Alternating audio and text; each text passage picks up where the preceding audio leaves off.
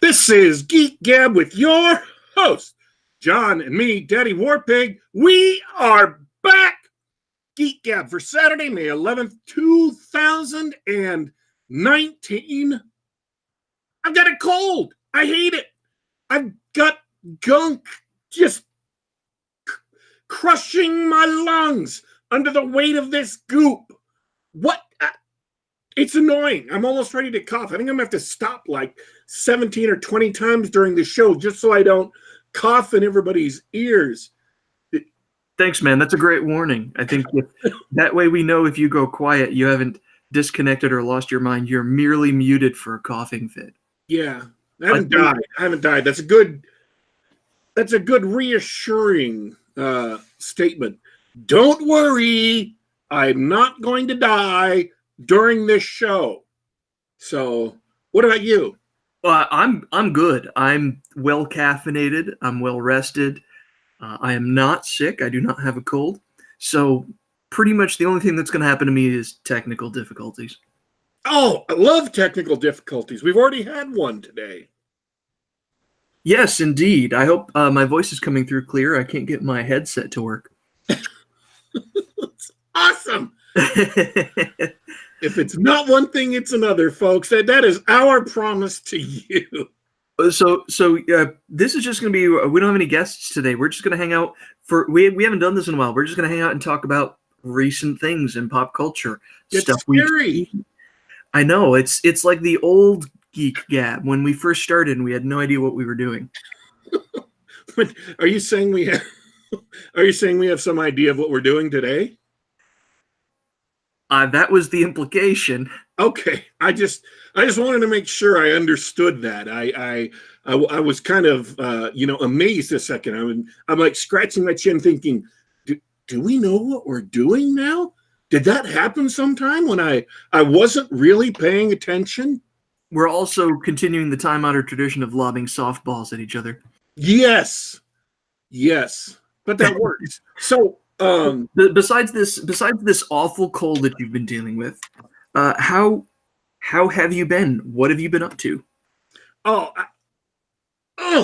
We talked about this before the show, and I can't say anything explicit, but I am so excited today because just yesterday I had one huge breakthrough on the secret project, and then a couple of days before that I had another huge breakthrough on this secret project, and it is so exciting and so thrilling to see things moving along and finally falling into place. Here's the problem. For years, for over a decade, I was working on the tools I needed to build specific things for this project. And then I started building the specific things for this project, and I got them, kind of sort of in place. And then I could start building, actual characters and plots and things like that. But I'm still working on big things, so I haven't started writing yet. So this is good news though, because you've now, people listening can infer that you're making breakthrough on the progress, and it sounds like it's a writing project. You've got material to write, so we've got a little something that we can hang on to. There is going to be a lot of writing involved in this project. People are going to be astounded once I actually get this out and people can start seeing like what I've actually put together. That they are going to be astounded at the clarity and yet complexity of this project. And I really wish I could say something more, but I've got to keep working and I got to keep focused, and some things are changing all the time. So if I said, oh yeah, here's even like a general outline, all of that would be wrong in a couple of months. But things are settling down. I'm not having to make that big a change all the time. So I'm excited. That's why I'm excited. I wish I could say more, but I can't right now. Your excitement's infectious. That's really great to hear, by the way. Also, you've given me my first Amazon review of whatever you publish, which is, I am astounded at the clarity yet complexity of this body of work. So what else is new? You mentioned before the show that there is some current events that are worth talking about, and Oh yeah. you left me hanging, so I'm really curious to know what's going on, what's new. I just wanted to talk about some things that came out last week or came up last week that I thought were awesome. John Wick 3. Wow, that's when's that coming out? That's coming out soon, right? Next Friday. Really excited for that. 6 days from now. That's such a great film. And I've loved the John Wick series. We've even talked about the John Wick series on the show before, but the trailers keep on looking better and better. And I'm just like, wow, I'm finally excited for a movie. I don't know how long it's been that I've legitimately been excited to go see a movie. Few and far between. There's been a lot of movies with a lot of hype coming out in the past couple of years, but none that really showed enough promise for me to get excited about. I'm really excited about it. We're definitely going to have to talk about that after it comes out. They announced Rambo 5 this week. What? Yeah. And I am legitimately excited for Rambo 5 because I tell you what, Rambo 4 was phenomenal. Was it? It was. That came out like 10 years ago, didn't it? Something like that. It came out a while ago. 10 years is probably right around the time. Sylvester Stallone's like 75 years old, isn't he? Yes. So this is slated to be the last Rambo movie. I mean, that's not a bad guess because even though he looks great on screen, he is like 75 years old. But he still makes great movies. Like his role in Creed was phenomenal. I haven't seen Creed 2 yet. I want to. I haven't. I need to do that soon. But Rambo 5, Rambo 4 took place in a oh, dang it. I'm thinking Myanmar, but it might have been Malaysia, where they had a bunch of Karen ethnicity who were being oppressed and murdered and tortured by the government. Oh, and so, it was really, really a well-done movie. His characterization was spot on. The characterization of the Christian missionaries he was taking upriver were spot on. And I just enjoyed the whole movie. I could watch that again and again and have. So, well, Rambo, I'll check it out on your recommendation. I've actually, I don't think I've seen Rambo. I've only seen the first one, First Blood. Yeah, this one's called Rambo 5 Last Blood. So, yeah, fair enough. I double checked on the internet. He's 72. 72. Okay. And in this, he's fighting the Mexican drug cartels. So great choice for a villain these days. I honestly expect it to be another one in the vein of 4. Now, I could be wrong. People can come back and say, oh, you had such high hopes for this and it didn't work out. I'm like, well, you know, that's life. But I really am looking forward to it. You don't watch Game of Thrones, do you? No, not at all. This come up in the chat, by the way. All Out of Bubblegum brought this up in the chat. Well, we have to talk about it then. What do you say? I do watch Game of Thrones, actually. Oh, is that so? Well, I'll give you my short background. I could even get more than 50 pages into the first book, and I had already had enough of the book, and so I never picked up the series. I've read all of the books and I've watched all of the TV shows, and you may think that makes me a Game of Thrones fan. Like, I'm really excited for Game of Thrones, and I'm, counting the days until the next one, counting the decades until the next one comes out. The decades. I see what you did there. I'm not a Game of Thrones super fan like that. Okay, but you're all caught up. I'm all caught up. I invested 6 or 7 years watching the show, so it's like, oh, the 8th season is here. I might as well watch it. And this is the last season, right? Last season. In fact, I think they only have 2 more shows left. Oh, yeah, I heard that. I heard it was going to be a short season. So what do you think? What did All Out of Bubblegum say? He said that it turned into a garbage fire? It did, and it absolutely did. Oh, that's too bad, because I saw last week or the week before? I saw a few minutes of the famous battle episode, and it was very dark and dragons breathing fire all over armies of zombies, and I was like, oh, that's pretty cool. But I didn't watch the whole series, so I didn't think anything of it. It was a great looking fight. It was about 90 minutes of a great looking fight with interludes, so you didn't get bored. It's not all fighting. But when you kind of got a little bit underneath the surface, there were a lot of bigger problems. It's like minute to minute, the combat was great and exciting. But if you look at it like overall, you can see this is a big, just what the heck were they doing with some of this stuff? Well, all right, I'll listen. What's going on? What happened? So there's the army of the dead marching down from the north, led by the Night King, who's, basically him and his small coterie are liches. And whoever they kill, when he exercises his magic will, they all get up and join his army. It's not zombies per se, because it's not the, bite somebody and then they get infected, yada, yada, yada. It's just, if you die on the battlefield and he chooses to exercise his power, he can resurrect you and you'll become his puppet. You'll join his army of the dead. Cool. This is the big bad of the series, right? They've been building up to this.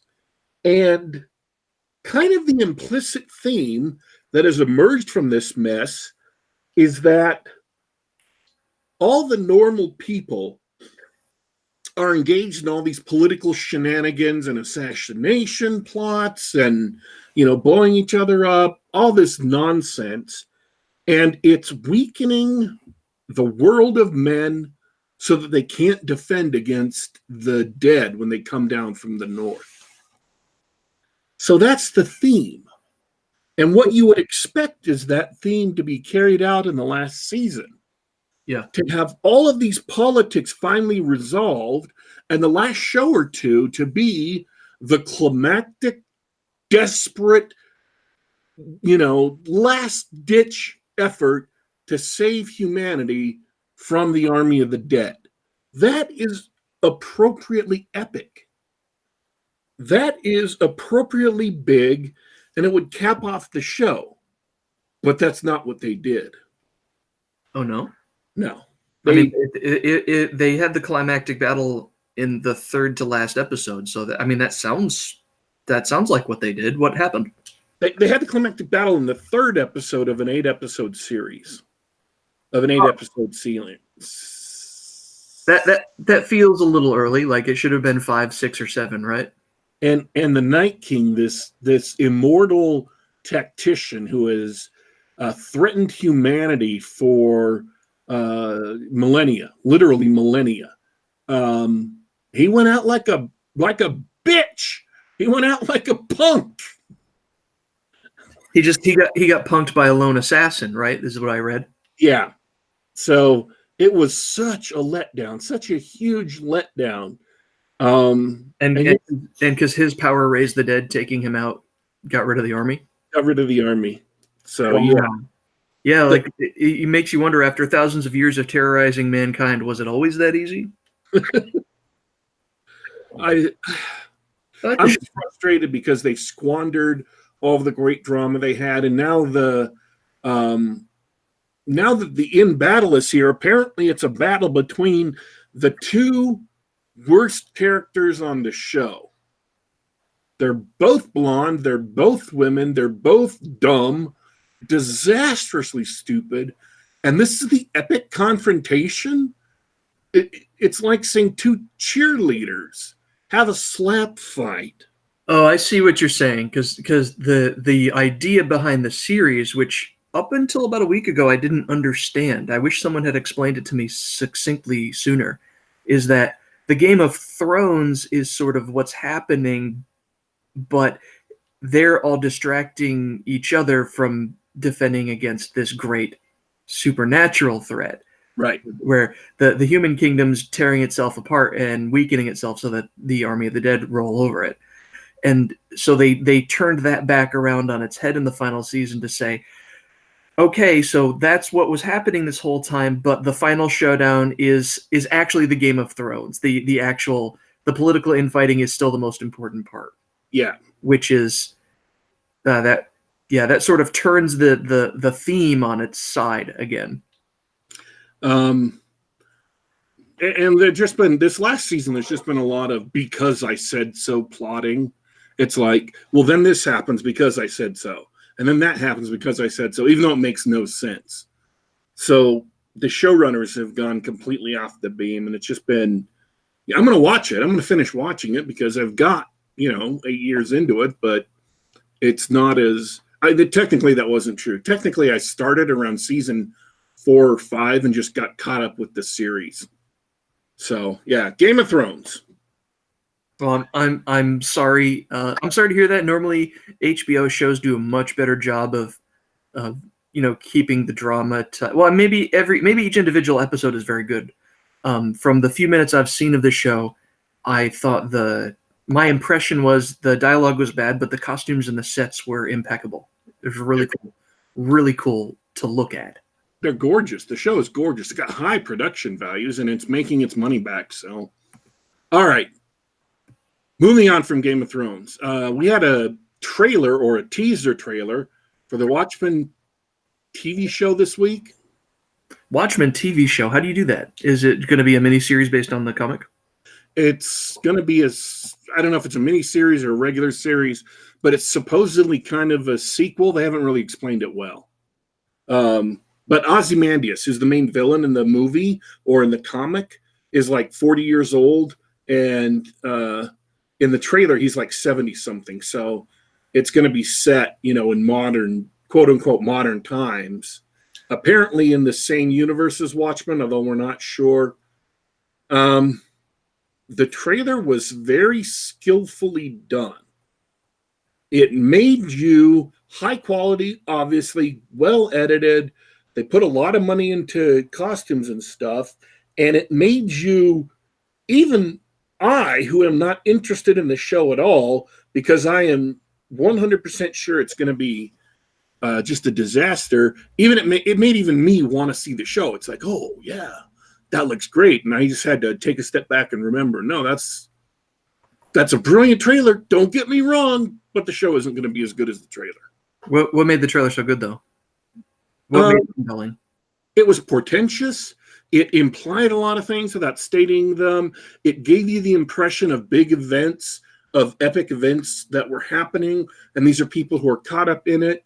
I mean, it teased enough to make you want to see the actual story, which is what clickbait. Visual clickbait, right?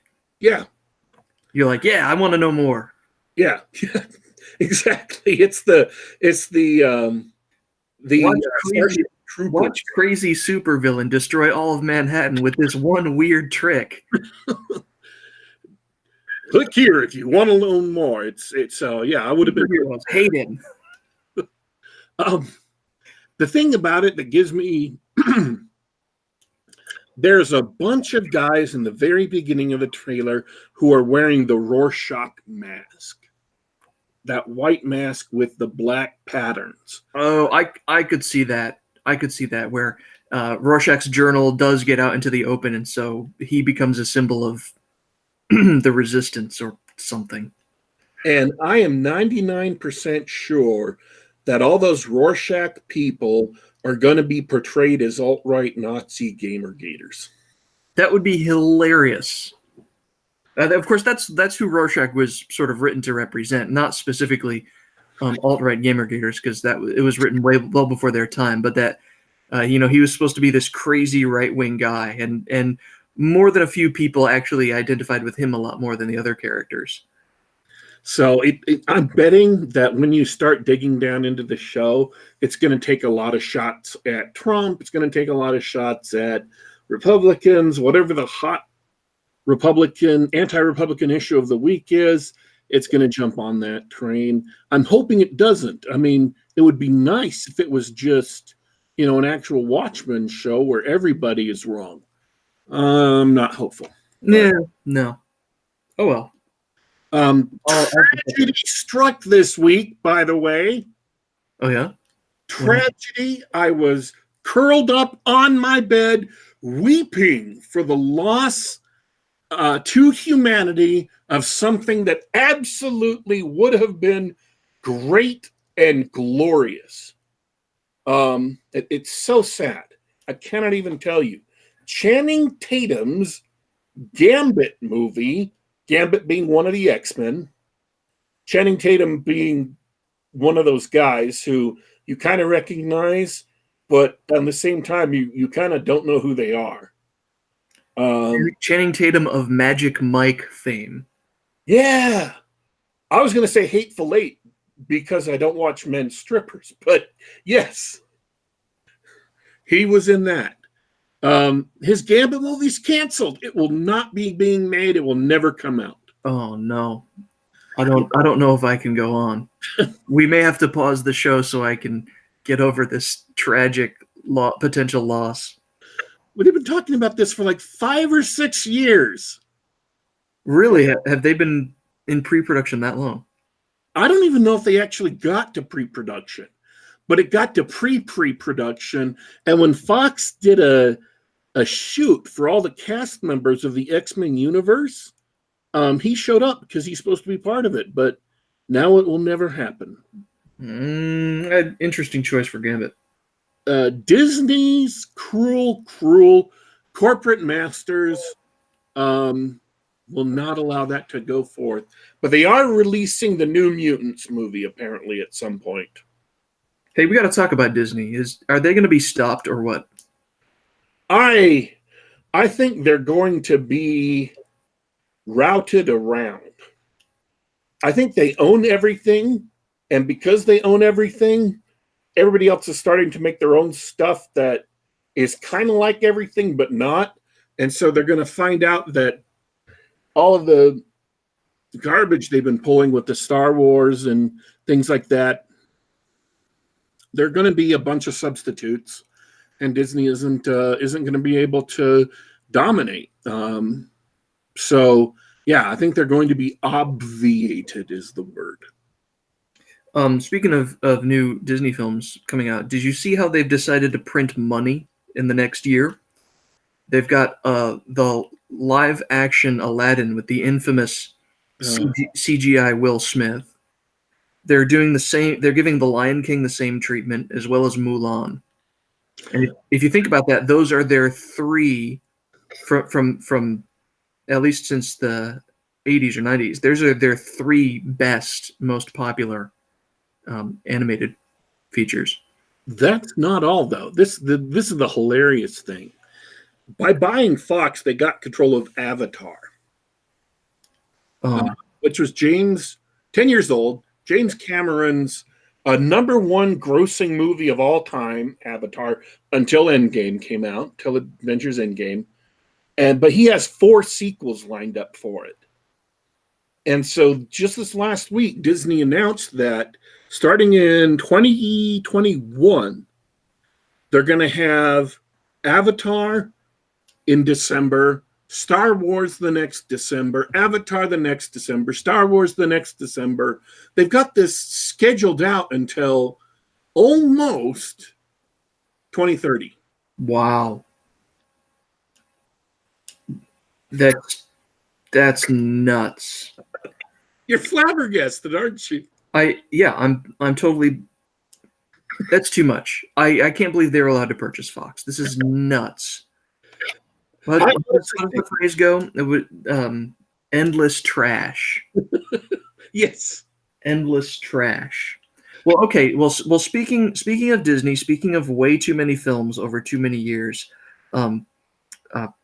I think we have to be done with Marvel and Disney after this year. But how about Endgame? You saw that, yeah?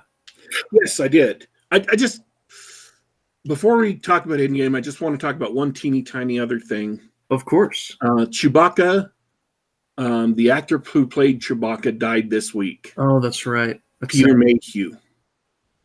An actual tragedy. Yeah.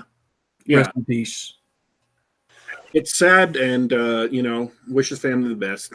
Yeah, that's actually sad. I mean, All this other stuff, not so much. That said, okay. Now that we've got the tragedy out of the way, let's go on to Endgame. Let's go to Endgame, where tragedies happened.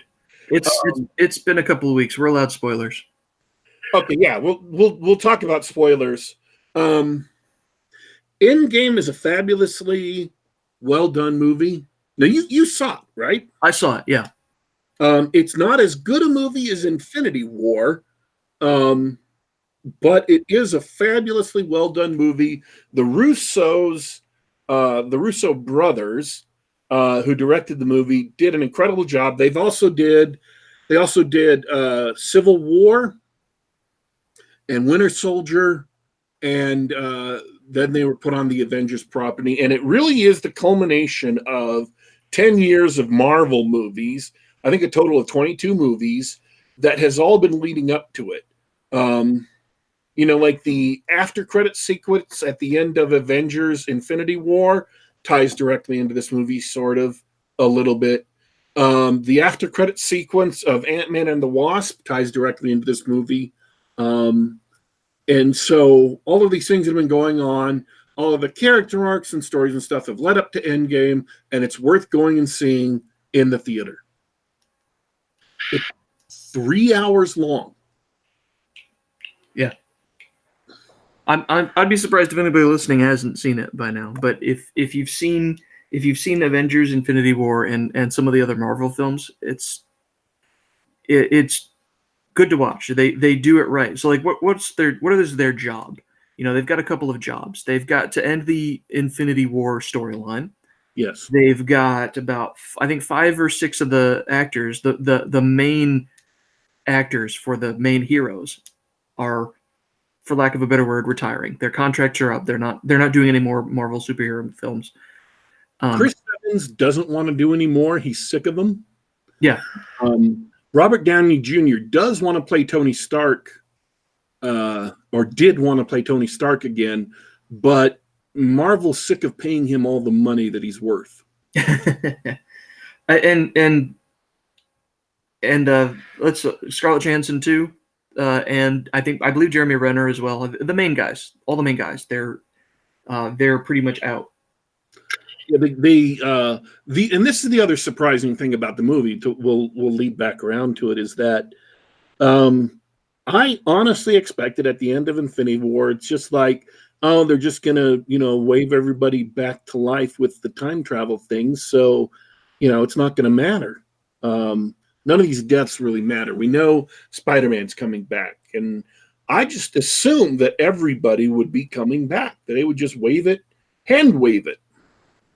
But that's not what happened. No, they had this really cool and dumb time travel device to let them recover. I mean that in the literary sense and the physical sense, right? They used a time machine, which you knew was going to happen at the end of Infinity War. You're like, the next story, that they can only finish this story really dumb. Like, this is going to be a stupid comic book story, because there's no way he snaps his fingers and all these characters die and they aren't just going to come back. Right. But they cleverly they structured the story cleverly to allow for characters to die outside of that framework.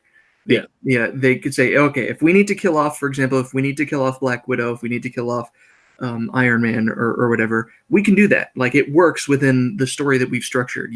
We haven't structured the story so that you could just use the Infinity Stones and undo it. So they got to have their cake and eat it too. Yeah, and I'll admit the plotting for that was very well done. How they brought everybody out and yet brought everybody back who had been snapped away, and yet still had consequences and stakes. Because that's what people have been complaining about. They're like, well, no death in the Marvel Cinematic Universe ever really matters. And it's like, no, actually, these deaths, some of them, if you were sacrificed to get the Soul Stone like Black Widow and Gamora are, they're dead permanently. Yeah. It was really, really smart.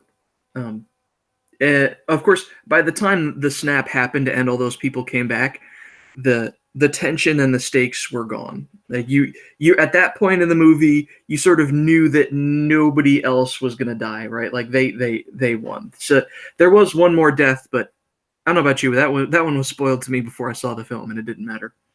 It wasn't spoiled to me. I actually successfully got away without being spoiled because I didn't say anything on Twitter. I didn't say I was going to see the movie. I didn't say I was even interested in seeing the movie. Because saying you're going to go see a movie is like an invitation for spoilers. It's like people see that and then they go out and deliberately spoil it for you. Oh, the internet's full of jerks. It's happened to me a lot. It happened to me with like Fallout 4. It happened to me with a couple of other things. But so I just shut up about it. I did not say ever that I was going to go see the movie. And then I went and saw the movie, and then I didn't have any spoilers. So what'd you think about the structure of the film? Because the film has three main, I guess I'll use acts. They use the three main acts, but they're different types of films.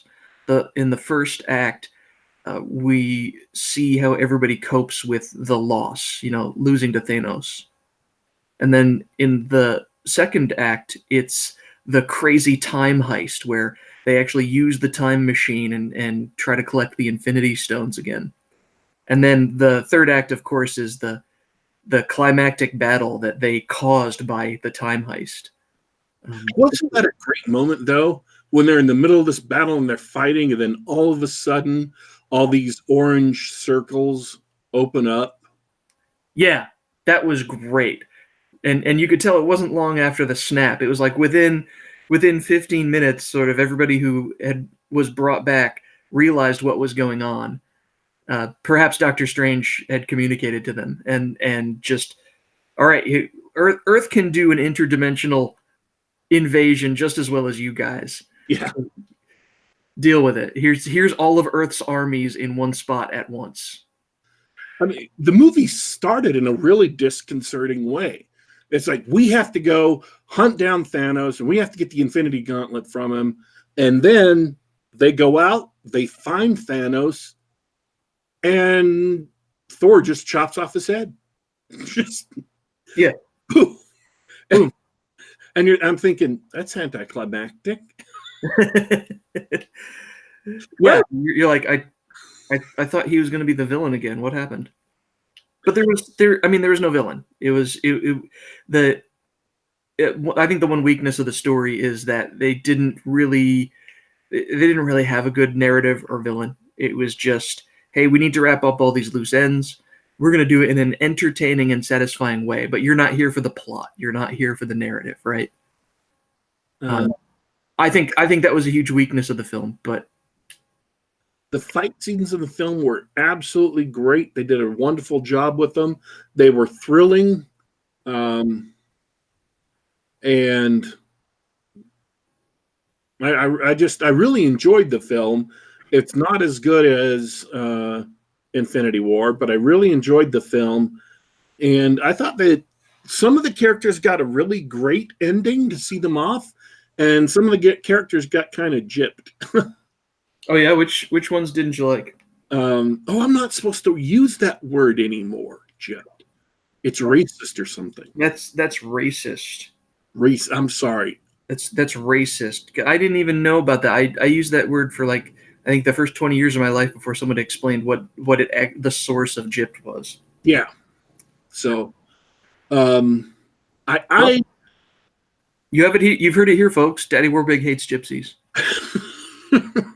No. See, gypsies is also racist. Oh, what are you supposed to call them? You're supposed to use the term Romai. All right. There you go. I've learned something new today. Yeah. I've had to learn this stuff. I don't want to. It's like I walk around not trying to learn this stuff, and there are just enough people willing to pound it into your head that you're like, oh, just stop. But anyways, Tony Stark, I think, got robbed. Oh, you didn't like his ending? A couple of reasons. One, why couldn't Captain Marvel have done it? Oh, I think maybe Opportunity. She was on the battlefield. She was, you know, she's the super duper new. And don't get me wrong, that would have been a stupid ending to the movie, and I would have hated it and wanted to hunt down and burn every copy. As far as an ending to a movie goes, but in universe, the logic doesn't inevitably. It's basically because I said so again. It's Yeah, like, sure.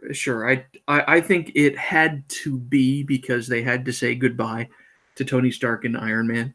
yeah. Yeah, it's Captain Marvel could have pulled the same stunt, and she was there. She had the opportunity. She could have pulled the same stunt and survived. Well, Captain America, even. I mean, he's more physically powerful than Tony Stark. He could have done it. Yeah, that would have worked too. That would have worked too. But I think the thing to keep in mind is that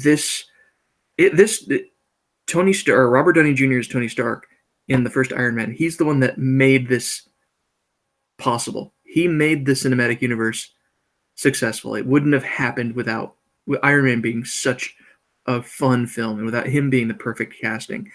This film was about them. If they had given anybody besides Iron Man, Cap, and Thor more screen time, it would have been a mistake. Yeah, it absolutely. I mean, I didn't realize how much I hated Captain Marvel till I started watching this movie. Yeah, you I don't know. They just people on the internet are complaining about her as an actor. I don't think she was a great choice for the role, but man, they just wrote her as a bitch.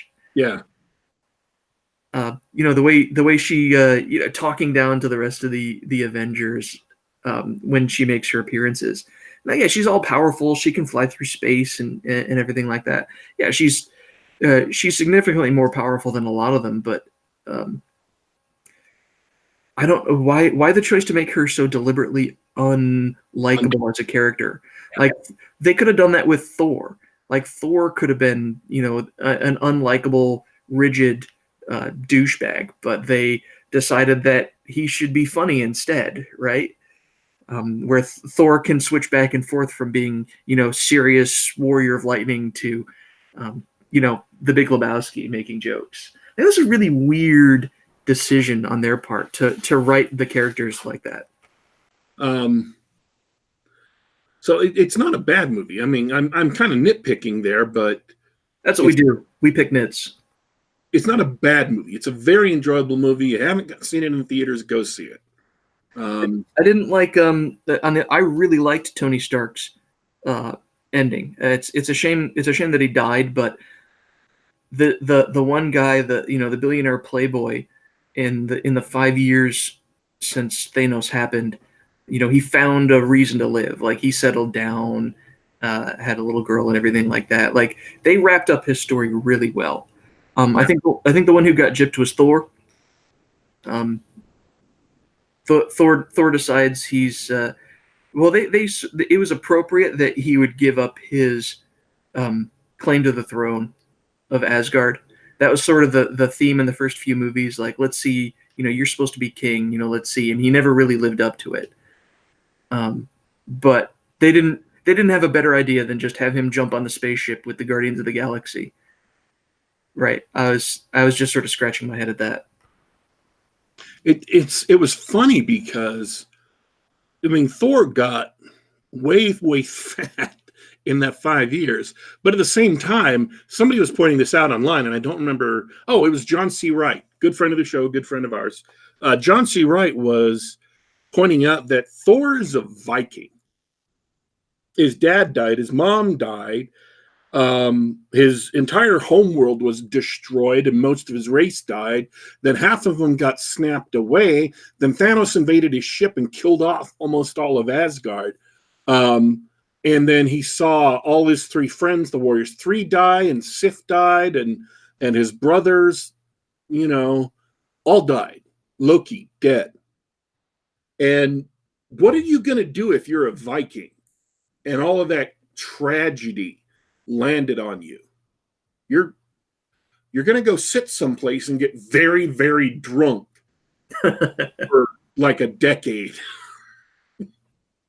So it absolutely made sense why he's so morose. It isn't because he's weak, it's because he got hit harder than everybody else. Yeah, absolutely, absolutely. I think the Fat Thor thing was funny and appropriate. I agree 100%. I mean, and it wasn't something I predicted, but in retrospect, you can see how it makes sense. So now we had two other things we wanted to talk about. Let's do yours first. Oh, my thing.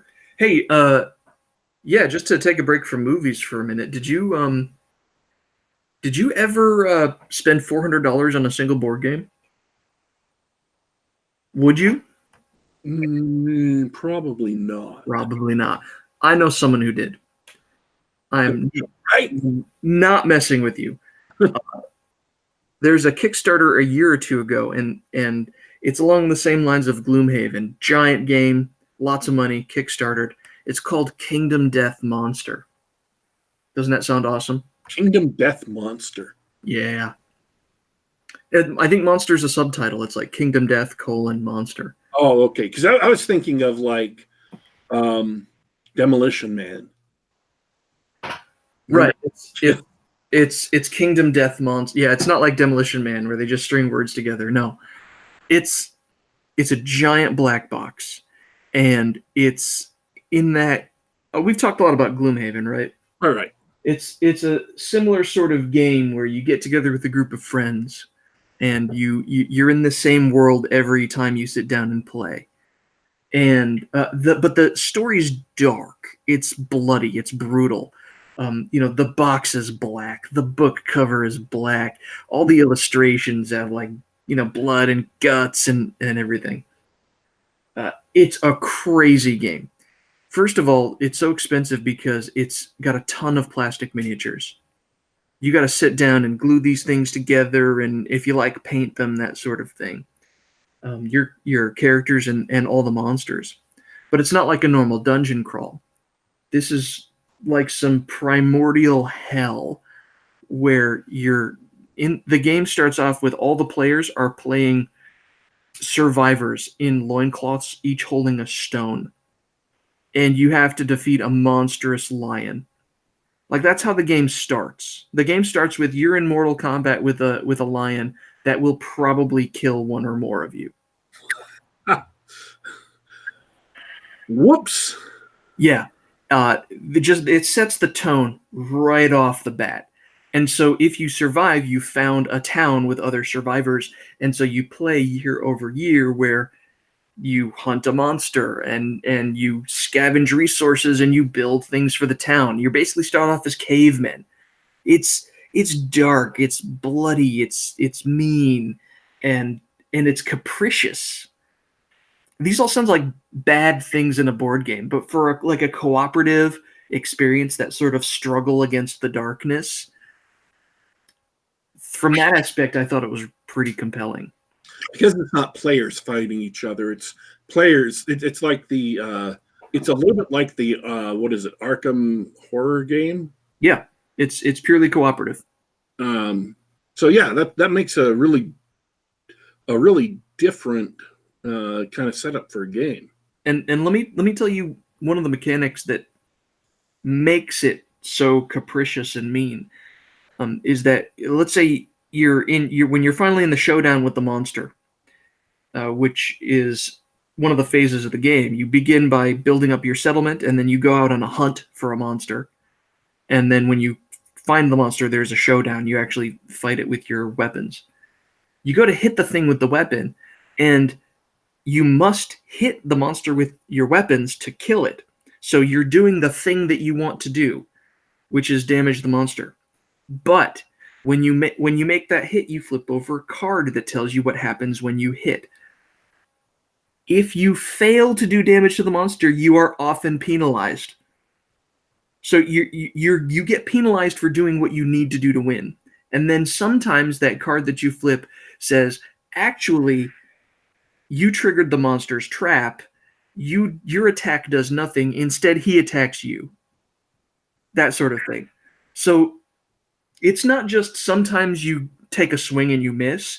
It's you are actively doing the best thing you can to win the battle, and the monster kills you anyway. It's brutal. It's mean.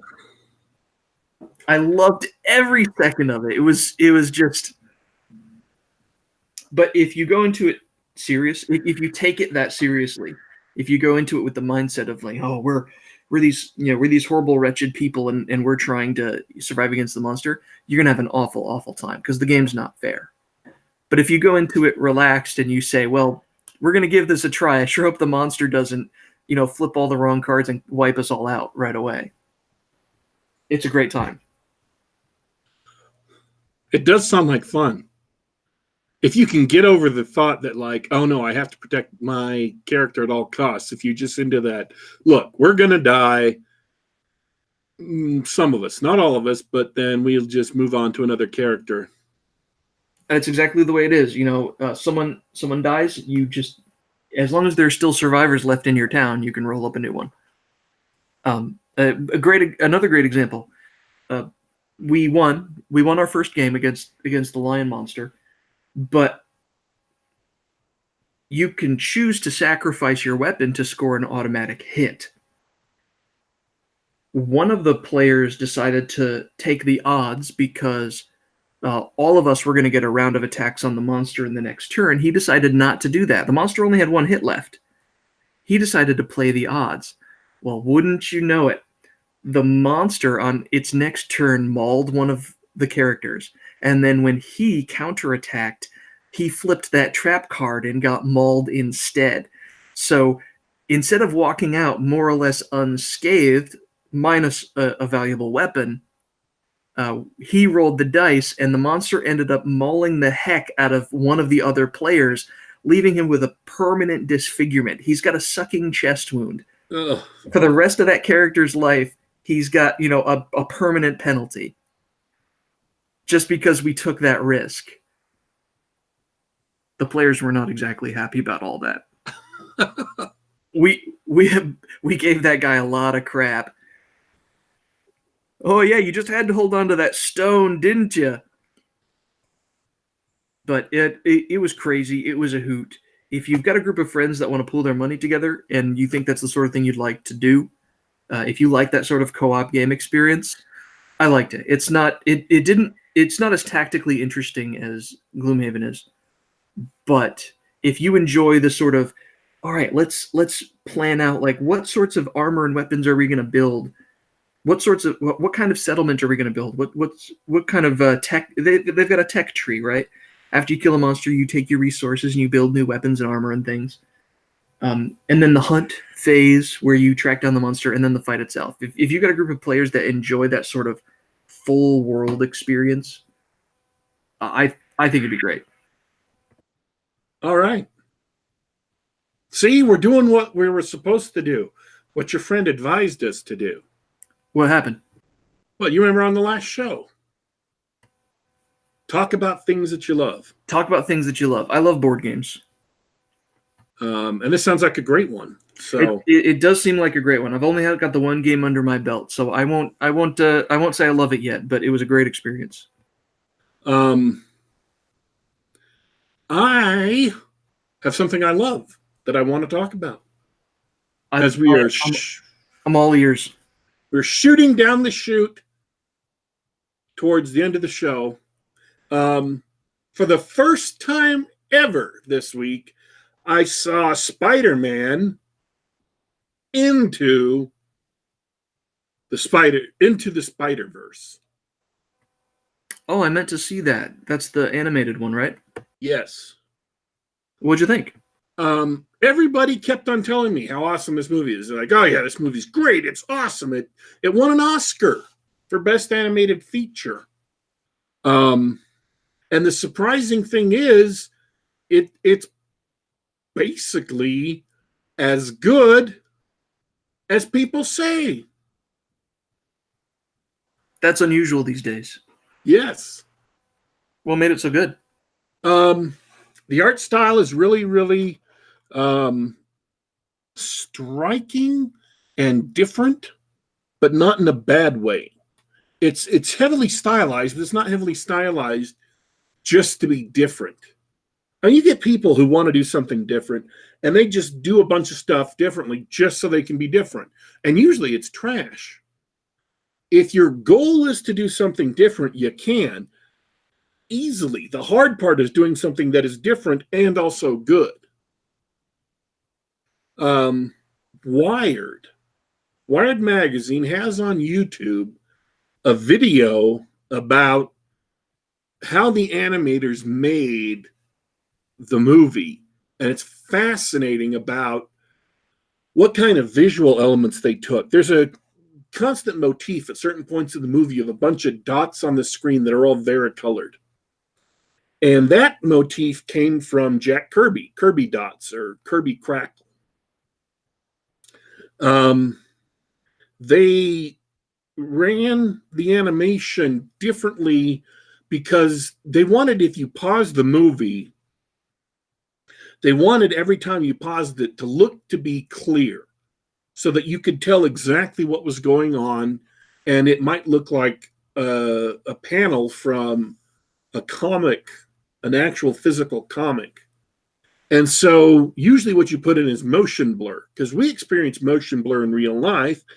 And when you're shooting film, you get motion blur. And so animators fake motion blur because that makes the film look more like something that you would be seeing in real life. It helps make the movie more acceptable to your mind. You accept it as being more real. Well, these guys just threw it out. They didn't do any motion blur, deliberately on purpose. And so it makes the film look a little off, and it strikes your mind as being different. You notice that it's different without necessarily noticing why. So they did a bunch of different things that were all unique.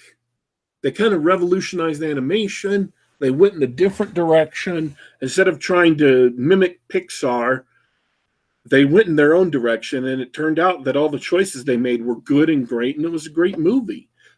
As well, Into the Spider-Verse is it's based on a Marvel Comics series. There's a bunch of alternate Earths in the Marvel universe, the comic universe. And on these alternate Earths, they have some that are very, very different. So this movie took a bunch of different characters, like the noir Batman from the 1930s, who his entire world is black and white, and sometimes he burns a match down to his fingers just so he can feel something. Who's voiced by Nicolas Cage, right? Seriously. That's great. So he's one character. Then they've got Penny Parker, who has a psychic link to a radioactive spider, and the radioactive spider drives the mech that her dad built for her. So it's an anime girl spider suit. That's really weird. She gets all the anime girl expressions and then holds up her fingers in the V for victory sign, and all her exclamations are like anime. She's like an anime character was imported into the movie. So they just did different things, but all of these weird different. And then you have Peter Porker, Spider-Ham, who's a character from the comics again, but he's a pig. He was bitten by a radioactive pig. You've got to be kidding me. No. So, like, what special powers did he inherit? Did he, I don't know, eating things? He's Spider-Man, but he's shaped like an anthropomorphic pig. That doesn't make sense. If you're bitten by a radioactive pig, you should get pig powers instead of spider powers. Well, that's kind of the point. He's like a Warner Brothers character, right? He's like if Porky Pig were a superhero. So he gets to do all these reality-breaking, cartoon-breaking things, kind of like Roger Rabbit. Oh, that's cool. That's cool. Because that's the kind of thing you would expect from, a Looney Tunes cartoon, right? Just random wackiness that they didn't have to really bother to justify. So, anyways, they have all these alternate characters, and they're all fun. They all have a slightly different animation style, and it's just really enjoyable. And because the movie is taking place in an alternate universe itself, it's not. It's got a lot of like alternate people, and spoilers. I don't know. I don't want to spoil it. If you haven't seen it, go see it. But they have a lot of characters who aren't what you would expect them to be, and they kind of go in surprising ways. But yeah, the art style is fabulous, and I regret taking up so much of the time talking about the art style because it's like people are going to ask, well, what about the plot? What about the characters? What about their interactions? Is the only reason to see it the bizarre and different art style? No. The only reason to see this movie is not the art style. There are lots of other reasons to see this movie. Characterization is great. Character interactions are funny. And appropriately sad and portentous at times. I mean, the movie, I don't know if this is a spoiler or not. Doesn't matter. The movie starts with the Peter Parker from his world dying. Oh no. So, he becomes Spider-Man, a Spider-Man, and Peter Parker's going to train him, and all of a sudden Peter Parker dies, and you're like, whoa. That's not cool. So there are a lot of reasons to enjoy the movie. I honestly think it deserved its Oscar. And the striking and unusual animation style is not a gimmick. It is directly in service of, we've seen movies that have like kind of panels from comic books on it here and there. Yeah. But this movie does it for a different reason. It's not, we're writing about a comic book, let's make it look like a comic book. It has an effect on the story. It has an effect on what the characters are thinking, and it belongs. It feels like it belongs. It's not just a weird, outre, stylistic choice. So they did a very good job with it. There are obviously couple of plot holes that you may or may not notice them. They may or may not bother you. They didn't bother me so much. I noticed them, but it didn't ever irritate me enough to make me start thinking about it. I was in the story, hanging up with, just caught up in the story. So yeah, I thought it was worthwhile. I'm sorry I missed it. Is it still in theaters? No, I don't think so. It's out on streaming. Like, oh, sure. Yeah, I'll probably stream it sometime this week then. But yeah, it's a fun movie. It's a good movie. It's an enjoyable movie. Cool. Well, I think we're just about out of time. What else do you want to talk about? Actually, that was it. I had another news thing that was basically a lead up to no, I don't care about your Star Wars movies anymore. But I think we hit that with something else. So yeah, we talked enough about Disney's trash. Well, for my part, that was a lot of fun. Thanks for hanging out as usual, and thanks to the folks in chat talking with us. Shout outs to Bubblegum, who made us talk about Game of Thrones. John Mollison, Bradford Walker have been chatting too. So thanks a lot for hanging out, guys. Hope to see you again next time. JD Cowan was also in the chat. So yeah, big thanks to everybody who showed up and participated in the chat. This is time for my spiel, isn't it? I had just set you up for the outro, but if you want me to do it, I can. No. That's okay. I'll handle the outro. I have enough left in me today to do the outro. Folks, thanks for everybody who came and listened live. To those of you who are listening to the show later, you are always welcome to come and chat with our unusually intelligent and attractive fans of Geek Gab. We are available, by the way. If you can't catch us live, we are available on youtube.com/geekgab. That's youtube.com/geekgab. Or You can find us on soundcloud.com, soundcloud.com, on the Apple iTunes store, and on the Google Play Store.